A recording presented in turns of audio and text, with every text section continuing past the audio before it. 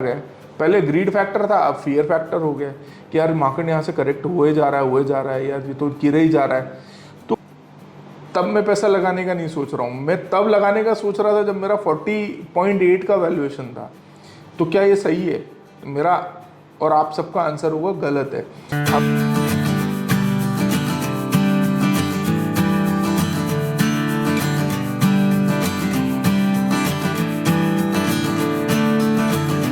नमस्कार, मैं अमनदीप सिंह शासन आप सबका स्वागत करता हूं मेरे YouTube channel Pratyush FM services में। आप सबका बहुत बहुत धन्यवाद जिस तरीके का आप हमको सपोर्ट कर रहे हैं। आज का जो टॉपिक रहने वाला है, ये मार्केट के आउटलुक को वापस हम डिस्कस करेंगे। मार्केट आउटलुक क्या बोलता है, क्यों ये जो करेक्शन आया है उसके पीछे रीजंस क्या हैं, और आने वाले टाइम में हमको क्या चीज़ें कंसिडर करनी चाहिए ताकि हम हमारे वेल्थ क्रिएशन की जो जर्नी है हमने जो स्टार्ट की हुई है उस पर हमारा कोई जो है ऑब्जेक्शंस ना आए या उस पर कोई हमारे हिंड्रेंसेस ना आए।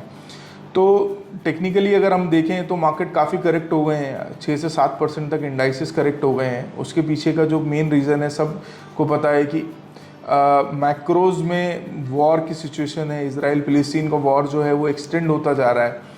उसके रिज़ल्ट में ऑल टाइम जो यूएस की जो गवर्नमेंट की जो सिक्योरिटीज़ की जो यील्ड है, G-Sec की यील्ड्स हैं, वो 5% तक टच कर गई हैं, जो कि लास्ट के 1.5 डिकेड्स की बात करें या 15 साल की बात करें तो सबसे हाईएस्ट पॉइंट पे है। अब जो भी इन्वेस्टर्स होते हैं, फॉरेन इन्वेस्टर्स, इंस्टीट्यूशनल इन्वेस्टर्स होते हैं, वो ब्लू चिप में या कहीं ना कहीं हमारे यहाँ पे आके इसलिए इन्वेस्ट करते हैं क्योंकि उनको ज़्यादा रिटर्न चाहिए। तो टेक्निकली इस सब सिचुएशन में जब वॉर है, सबका अलग अलग, अपनी सब कंट्रीज़ का एक अपना अलग अलग स्टैंड है, उसमें अगर मैं बोलूँ 5% मुझे घर में ही मिल रहा होगा तो मैं क्यों जाऊँगा इतनी दूर और इस अनसिस्टमेटिक सिनारियो में इन्वेस्ट करूँगा। तो एक रीज़न ये है कि आउटफ्लो जो हो रहा है वो इसलिए हो रहा है कि G-Sec की यील्ड भी बहुत बढ़ गई है। तो इन्वेस्टर फॉरेन इन्वेस्टर्स जो हैं उनको ये लग रहा है कि हम घर पे रह के ही जो है यहाँ के डेट्स भी बाई कर लेंगे तो हमारा कहीं ना कहीं हमारा कैपिटल अप्रिशिएट तो हो ही जाएगा। एक ये रीज़न है मार्केट के करेक्शन होने में। अब हम बात करते हैं, मार्केट जैसे 7% करेक्ट हुआ है तो डेटा से हम समझने की कोशिश करेंगे कि हम 15% हमें अपॉर्चुनिटी, 15% करेक्शन की हमें अपॉर्चुनिटी कैसे मिली। तो हम मार्केट में पैसा लगाते हैं। फॉर एग्जांपल, मुझे मार्केट में पैसा लगाना है, मुझे 1 रुपया कमाना है, तो उसके लिए अगर मुझे 30 रुपये लगाना पड़ रहा है या 40 रुपये लगाना पड़ रहा है तो मेरा जो उसका वैल्यूएशन आता है, मुझे 40 रुपये लगा के मुझे 1 रुपया मिल रहा है, तो हम उसको बोलते हैं प्राइस टू अर्निंग रेशियो। तो मैं पी रेशियो पे आपको जब बात करूं, अगर मैं बोलूं कि ऑल टाइम हाई जब 2021 में हम ऑल टाइम जब वैल्यूएशंस 40 पे थे, आज हम अगर बात करें हम 21 के वैल्यूएशंस पे हैं, तब हम इन्वेस्ट कर रहे थे, आज हम इन्वेस्ट नहीं कर रहे हैं। टेक्निकली अगर मैं देखूं, इंडाइसिस अगर अभी अक्टूबर में या अभी लास्ट के 1 महीने में 7% करेक्ट हो गए हैं तो वैल्यूएशंस कहीं ना कहीं 15% करेक्ट हुई हैं।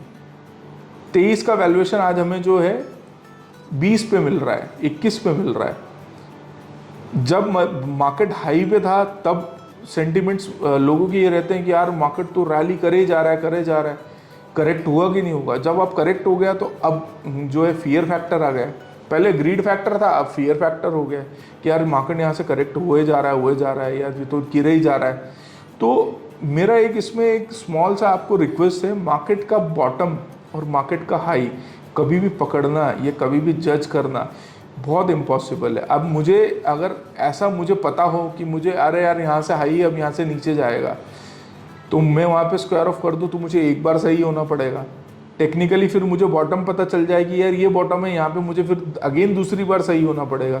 तो प्रैक्टिकली इम्पॉसिबल है मार्केट के बॉटम को या मार्केट के अप को पकड़ना।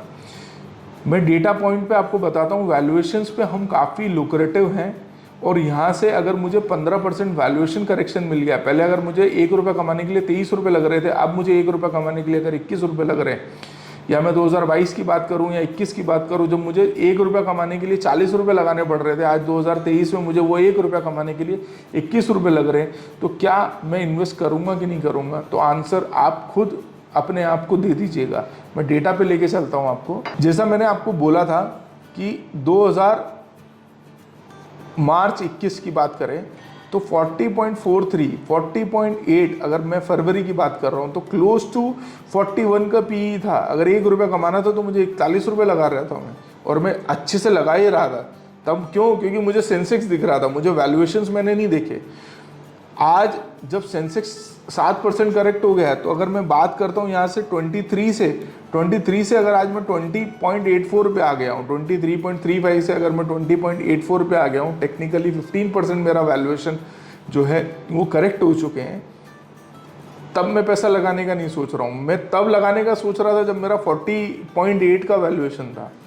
तो क्या ये सही है? मेरा और आप सबका आंसर होगा गलत है। हमें हमेशा वैल्यूएशंस देखने चाहिए निफ्टी के, या 1 रुपया कमाने के लिए मुझे कितना पैसा लग रहा है या कितना मुझे लगाना है। तो यहाँ हम वेरी वेल प्लेस्ड है। इतनी अच्छी 15% वैल्यूएशंस की करेक्शन की अपॉर्चुनिटी शायद ही मार्केट में आती है। तो मेरा आपको ये बोलना है कि अगर 15% अगर मार्केट करेक्ट हो गया, तो क्या आपका लमसम अगर आप लगाना चाह रहे हो तो उसको आप 15% अभी डिप्लॉय कर सकते हो अगर आपके पास है।